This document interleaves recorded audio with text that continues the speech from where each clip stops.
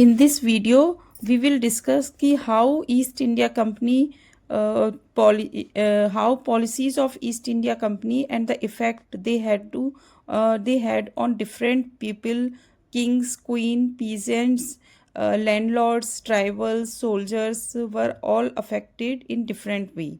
Okay, you have also seen how people resist the policies and actions that harm their interest और go against their sentiment.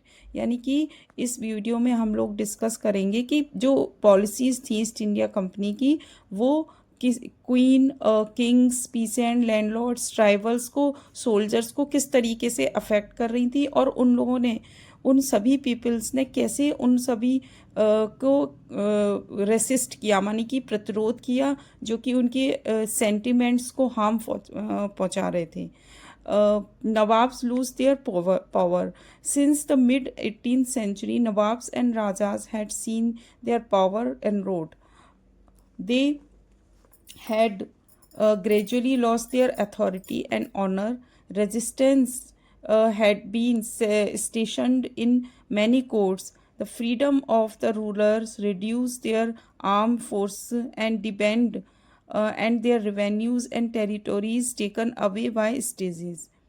यानी कि जो नवाब थे उस time के और जो राजा थे, इंडियन किंग्स थे, वो सभी अपनी पावर को लूज़ कर रहे थे और धीरे धीरे वो अपनी पावर और ऑनर दोनों को लॉस्ट कर रहे थे, खो रहे थे। Resistance have been station many courts and freedom ruler reduced. Many ruling families tried to negotiate with the company to protect their interest.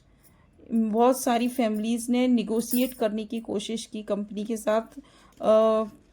For example, Rani Lakshmibai of Jhansi wanted the company to recognise her adopted son as the heir to the kingdom after the death of her husband. मानी कि रानी लक्ष्मीबाई ने भी कई बार ये कहा कि जो उनका अडॉप्टेड सन है वो after the death of her husband वो किंगडम को हायर करे। नाना साहब, the adopted son of Peshwa Bajirao second, plead that he be given his father's pension.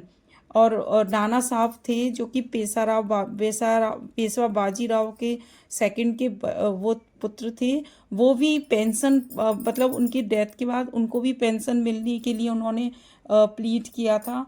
However the company, confident of the superiority and military powers, turned down their pleas.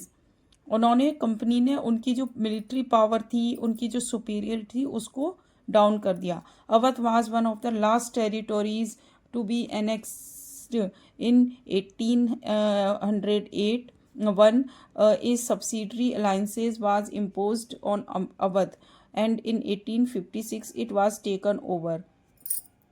Awadh के जो नवाब थे उनके ऊपर भी सब्सिडरी अलाइंस किया था 1801 में, और जो कि 1856 में टेकन ओवर हो गया। Governor general Dalhousie